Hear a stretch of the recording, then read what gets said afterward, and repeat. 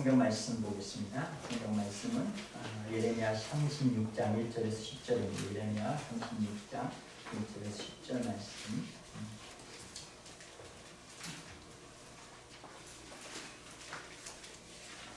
네, 교독하겠습니다.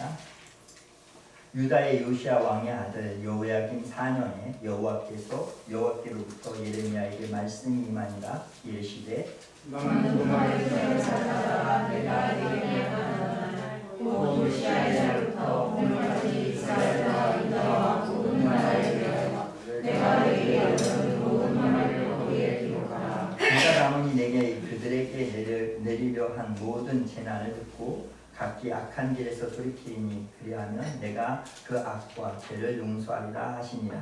이에 예레미야가 멜리야의 아들 바로를 위해 바로이 예레미야가 불러주대로 여호와께서 그에게 이르신 모든 말씀을 전하였으니 기록하니라. 예레미야가 바룩에게 명령하여 이르되 나는 붙잡혔으므로 여호와의 집에 들어갈 수 없으니 너는 들어가서 내가 말하는 대로 돌판에 기록한 여호와의 말씀을 음식에 여호와의 성전에 있는 백성에게 낭독하고 유다 모든 성에서 온 자들의 귀에도 낭독하라. 그들이 여호와 앞에 기도를 드리며 각기 악한 길을 떠나니라.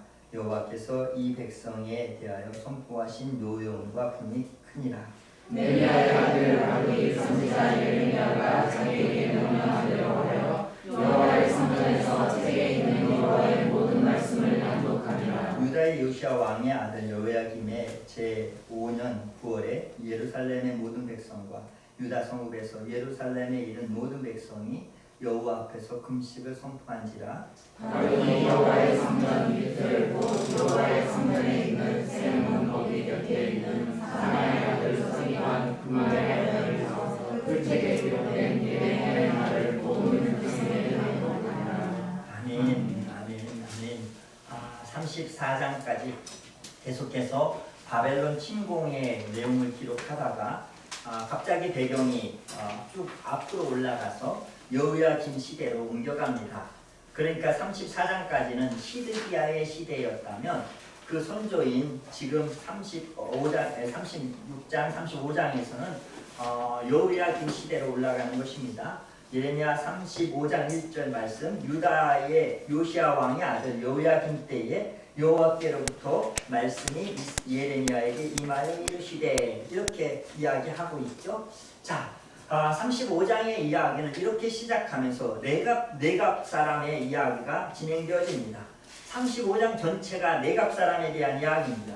네갑 사람이 누구냐라고 하면 네갑 족속의 선조는 예후의 혁명에 동참했던 요나답입니다. 예후의 혁명에 함께 지지하면서 참여했던 인물이죠. 그때부터 요나답은 네갑 족속들에게 포도주를 마시지 말라는 명령을 내렸습니다. 그것이 지금 200년, 300년이 지난 지금도 여전히 지켜지고 있었던 것입니다. 그의 조상인 그저 요나답이 명령한 대로 그들은 포도주를 마시지 않았던 것입니다. 좀 뜬금없어 보이지만 하나님께서 네갑 족속의 이야기를 들어서 하나님의 말씀을 쫓지 않는 이스라엘에 대해 빗대어 이야기하고 있는 것입니다. 네갑 족속은 요나답이라고 하는 한 조상의 명령에도 불구하고 그 명령을 수백 년 동안 지켜왔는데 이스라엘 백성은 거룩하신 하나님의 명령에도 불구하고 지키지 않았던 것입니다. 그 이야기가 35장의 이야기로 기록되어져 있습니다. 이 이야기 속에는 하나님이 이스라엘에 대해서 아쉬워하는 마음이 담겨져 있는 것을 볼 수가 있습니다. 36장은 그 연장선상에서 여호야김 4년, 5년의 이야기를 쓰고 있습니다. 그렇다면 여호야김 4년이 왜 중요한가? 우리가 여전히 너무나 많이 들었던 말씀이죠. 35장, 36장에 이어서 등장하는 여호야김 4년이 중요한 이유는 여호야김 원년부터 4년까지 그 나라가 평화로웠습니다. 그 당시에 그 주변의 강대국들인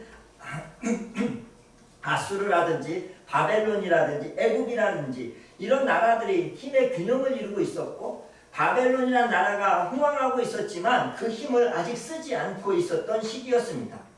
그러므로 전체적으로 평화가 깃들었던 시점이었습니다. 별 문제가 없었습니다. 그런데 여호야김 4년에 중요한 문제가 생깁니다. BC 605년에 갈드미스 전투가 이루어지게 되고 거기서 바벨론의 느부갓네살 왕이 애국과의 전쟁에서 승리하게 되는 것을 볼 수 있습니다. 이때부터 바벨론이 전체적인 중동 지역에 패권을 쥐게 되는 것을 볼 수가 있습니다. 이렇게 중동 지역에 패권을 쥐고 있으면서 친애국 정책을 썼던 이 이스라엘을 치게 되었던 것입니다. 그러므로 이제 여호야김 4년에 들어와서는 어찌 보면 이스라엘의 멸망의 그런 기로에 서 있는 순간이라는 사실을 알 수가 있습니다. 본격적인 바벨론 공격 앞에서 무엇인가 어떻게 해야 될 결정이 내려져야 되는 그런 순간이 오게 된 것입니다. 그러므로 여호야김 4년은 이스라엘의 멸망을 좌지우지하는 그런 귀한 시기였다는 것을 알 수가 있는 것이죠. 그러면서 예레미야 36장 1, 2절에 이렇게 말합니다. 유다의 요시야 왕의 아들 여호야김 제4년에 여호와께로부터 예레미야에게 말씀이 임하니라. 이르시되 너는 두루마리 책을 가져다가 내가 내게 말하던 날 곧 요시야의 날부터 오늘까지 이스라엘과 유다와 모든 나라에 대하여 내가 내게 일러준 모든 말을 거기에 기록하라. 여러분, 여기에서 거기에 기록하라라는 말이 매우 중요합니다. 예레미야가 선포했던 말씀들을 기록하라는 것입니다. 이것은 매우 이례적인 일입니다. 왜냐하면 예레미야가 성전에서 말씀을 선포했거든요. 그렇게 선포하고 나면 그 말씀은 그곳으로 사라집니다. 그 당시에 못 들은 사람이 있다면 그 말씀을 들은 사람에게 가서 듣든지 들은 사람이 전해줘야 됐습니다. 그렇다 보면 이 들었던 말씀도 정확하게 전달되지 않는 것을 볼 수가 있습니다. 또 이렇게 전달하려면 또 예레미야가 또 다른 장소에서 듣지 못한 사람들에게 말씀을 선포해야 했던 것이죠. 이렇게 구전의 선포라는 것은 약점을 갖고 있습니다. 그런데 하나님께서 이것을 두루마리에 기록하게 하신 것입니다. 이 당시만 해도 두루마리에 기록하는 것이 쉽지 않았습니다. 이 시기에는 기록 문명이 발달하지 않았던 시기에 종이라든지 파피루스를 만들어가는 것들은 매우 어려웠습니다. 그러기에 이 시절에는 필기 도구도 이것을 기록할 그러한 종이도 없었던 것이지요. 그렇기 때문에 이 말씀을 두루마리에 기록하는 것은 매우 어려운 그러한 일 중에 하나였습니다. 그런데 이런 시기에 하나님께서 두루마리에 기록하라고 말씀하신 것은 이 말씀이 한치의 오차도 없이 전달되어지기를 하나님께서 원하셨기 때문에 그렇게 하셨던 것입니다. 하나님이 이스라엘이 멸망하는 것을 원치 않으셨습니다. 이스라엘이 멸망하는 것을 기뻐하지 않으셨기 때문에 이렇게 예레미야 36장 3절에 그 이유들을 쓰고 있습니다. 유다 가문이 내가 그들에게 내리려 한 모든 재난을 듣고 각기 악한 길에서 돌이키리니 그리하면 내가 그 악과 죄를 용서하리라 하시니라. 그러면 하나님께서 예레미야에게 23년 동안 말씀을 전하게 하셨습니다. 그것이 예레미야 25장 1절과 3절 말씀에 보면 이렇게 기록하고 있습니다. 유다 왕 요시야의 아들 여호야김 넷째 해에, 그리고 3절 말씀에 보면 유다 왕 아몬의 아들 요시야 왕 13째 해부터 오늘까지 23년 동안 여호와의 말씀이 내게 임하기로. 오늘 여호야김 4년 그 시기가 언제냐면 23년 동안 예레미야가 하나님의 말씀을 선포해 왔던 시기입니다. 그런데 그 왔던 시기의 말씀들을 지금 예레미야를 통해서 바룩에게 적게 해서 사람들에게 알려고자 하는 것이 하나님의 의도였습니다.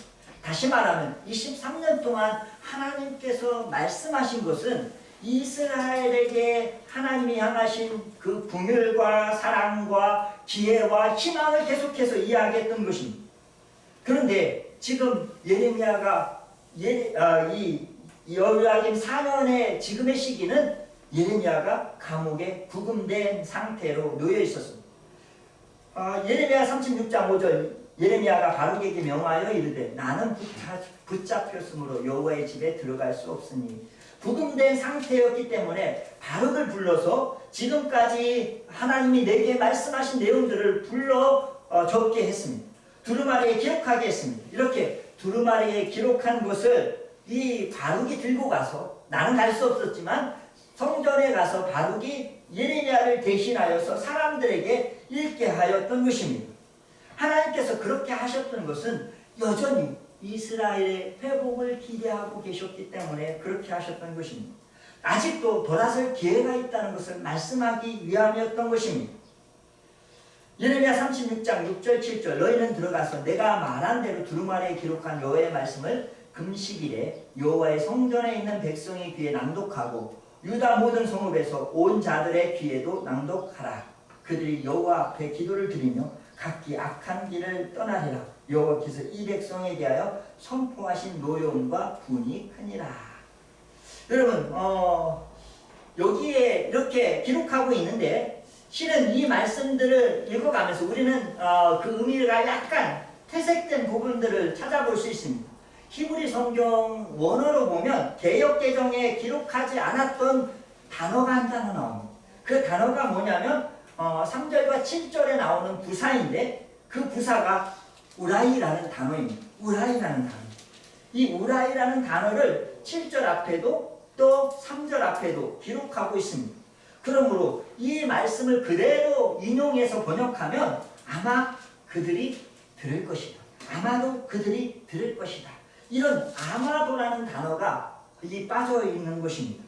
NIV 성경도 이 단어를 기록했습니다. 그래서 perhaps라는 단어를 정확하게 쓰고 있고 킹 제임스 버전도 in maybe라고 하는 아마도라는 뉘앙스를 써놓고 있는 것을 볼 수 있습니다. 혹시 아마도라는 뉘앙스가 들어가게 번역했던 것을 볼 수 있습니다. 이 말은요 하나님께서 말씀하시고자 하신 의도가 담겨져 있습니다. 그러기에 개역개정엔 잘 번역되어지지 않은 부분을 새 번역이나 현대어 성경을 보면 그 번역이 살아있는 것을 볼 수 있습니다.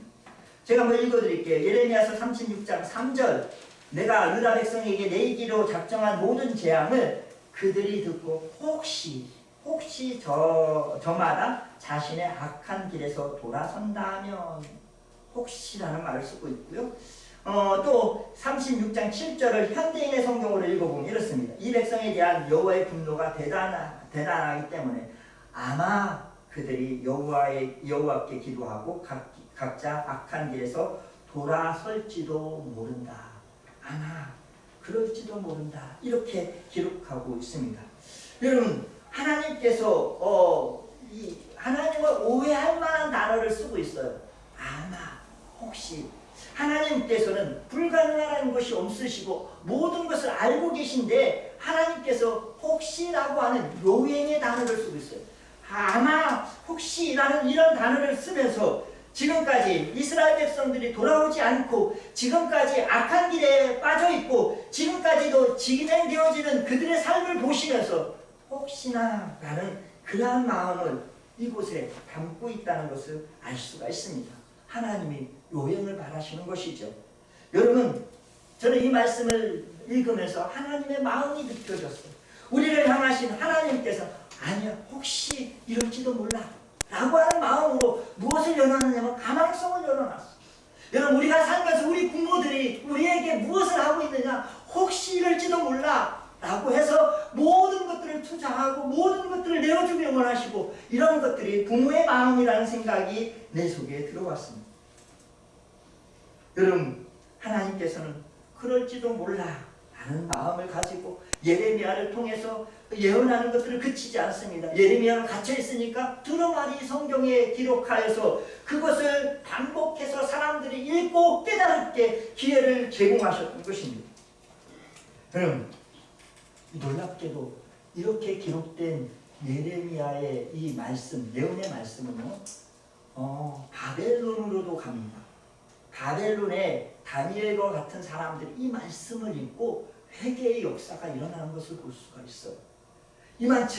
이처럼 바룩은요 그 예레미야가 불러준 예언의 말씀을 가지고 성전에 가서 36장 8절에 보면 모든 말씀을 낭독했습니다.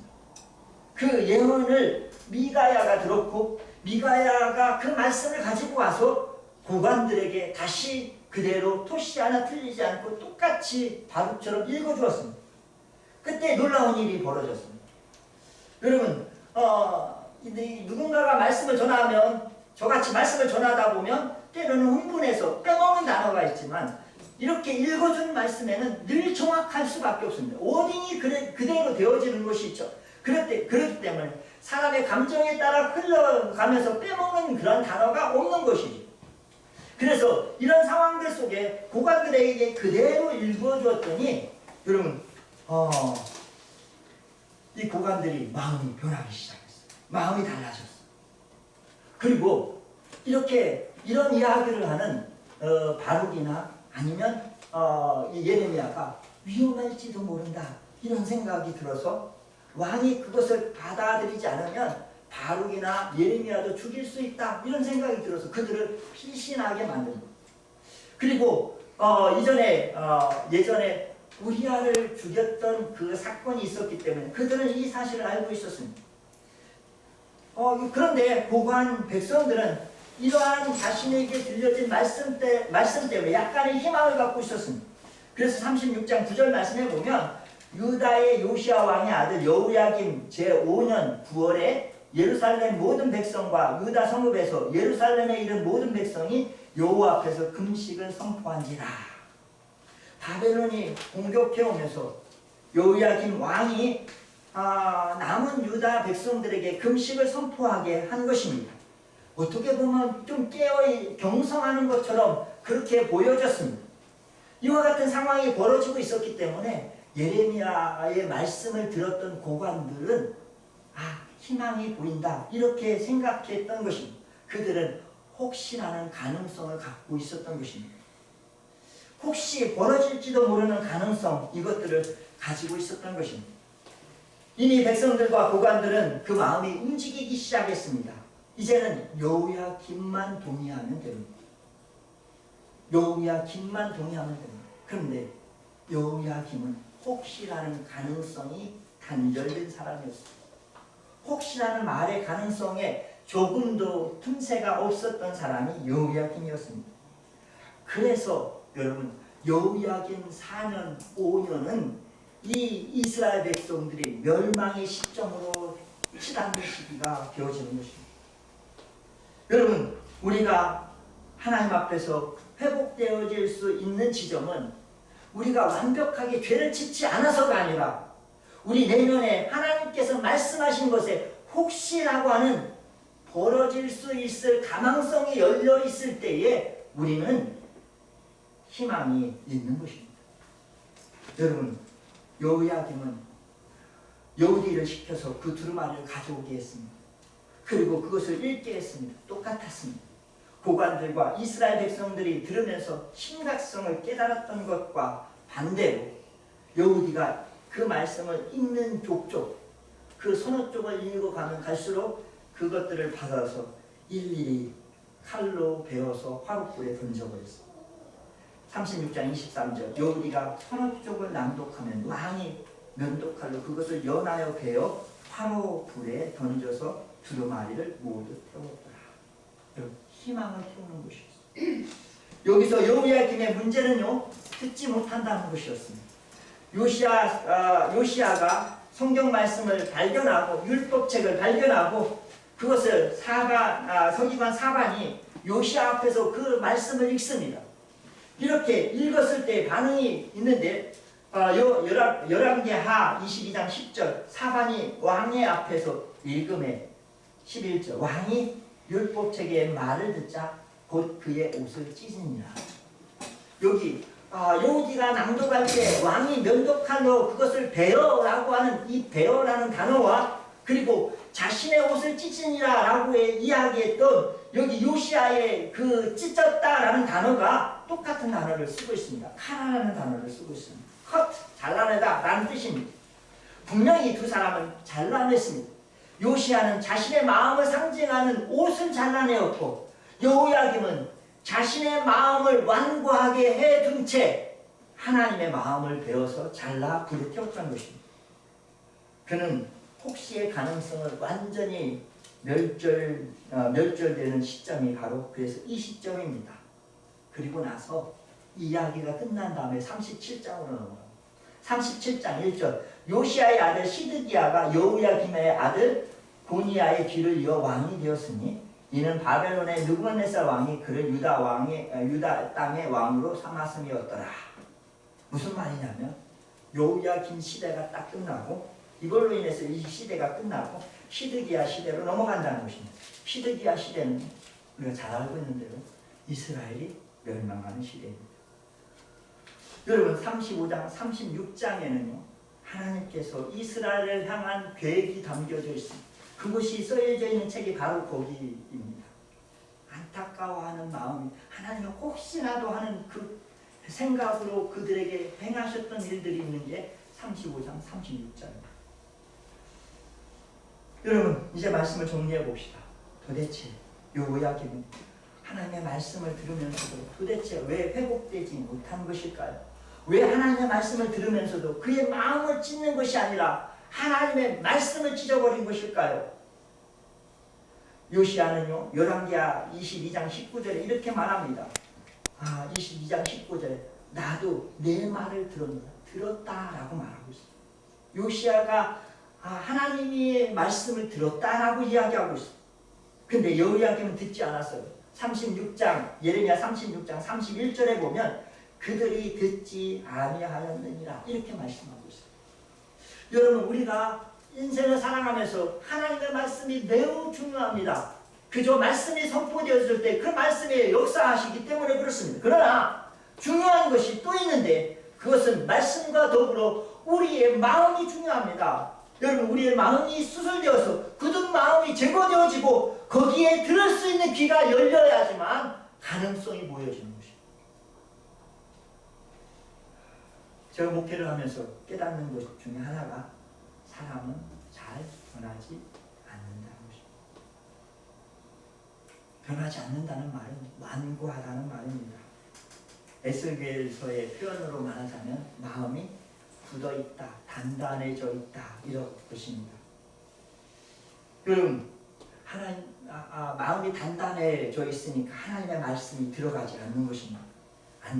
그러니까 시간이 지나가면서 더욱더 그 사람은 무엇을 따라 살아가냐면 자신의 삶의 환경 속에서 가져왔던 자신의 삶의 방식대로 살아가게 되는 것을 볼 수가 있습니다. 하나님의 말씀을 받아들이지 않으니까 결국은 이런 외적인 자기가 살면서 경험했던 경험들이 자기를 주장하고 이끌어가는 그런 것이 되는 것이죠. 그래서요 하나님께서는 우리에게 우리의 내면의 굳은 마음들을 제거할 것을 이야기합니다. 그래야 내 귀에 좋은 말씀, 내가 원하는 말씀만 듣는 게 아니라 하나님이 하시는 말씀에 따라 내가 움직여갈 수 있기 때문에 그렇습니다. 아무리 말씀이 살아 운동력이 있어서 여호야김처럼 굳은 마음들을 제거할 수 있지만 그러나 여러분 중요한 것은 내 마음이 준비되어 있지 않는 사람들, 나를 내어주지 않는 사람들은 하나님이 강제적으로 그렇게 그의 마음을 휘입하지 않는다는 사실입니다. 여러분 그러므로 우리에게 정말 중요한 게 뭐냐면 이제부터 마음의 변화에 초점 맞춰서 우리를 돌아봐야 되겠다는 생각이 들었습니다. 그러므로 이제는 성경 말씀을 우리가 읽을 때에 우리의 마음밭에 뿌려져 열매를 맺힐 수 있는 그런 마음으로 우리가 개조되어져야 될 필요가 있다는 사실이었습니다. 여러분 그래서 에스겔서에서는 우리의 마음을 이렇게 표현하고 있습니다. 에스겔서 36장 26절 27절 또 새 영을 너희 속에 두고 새 마음을 너희에게 주되 너희 육신에서 굳은 마음을 제거하고 부드러운 마음을 줄 것이며 또 내 영을 너희 속에 두어 여기에 보니까 하나님의 영을 우리 속에 부어서 우리의 굳은 마음을 제거하겠다라는 것이 하나님의 계획입니다. 여러분 그렇다면 하나님의 영이 우리 안에 들어오는 방법은 무엇입니까? 주님께서 완고했던 제자들 3년 동안 예수님을 따라다녔지만 그래도 변화되지 않았던 제자들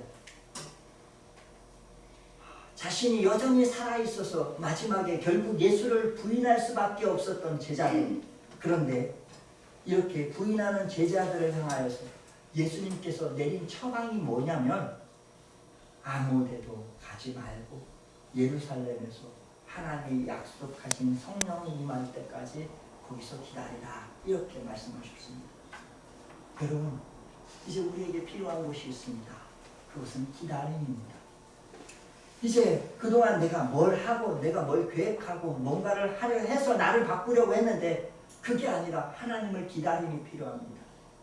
침묵기도는 사실 그 내용의 핵심이 기다림입니다. 내가 뭘 주장하고 내가 앞서는 것이 아니라 하나님께서 내게 오셔서 내 마음을 성령을 통해서 터치하고 만지도록 나를 내어주고 그리고 그분을 모셔드리는 것.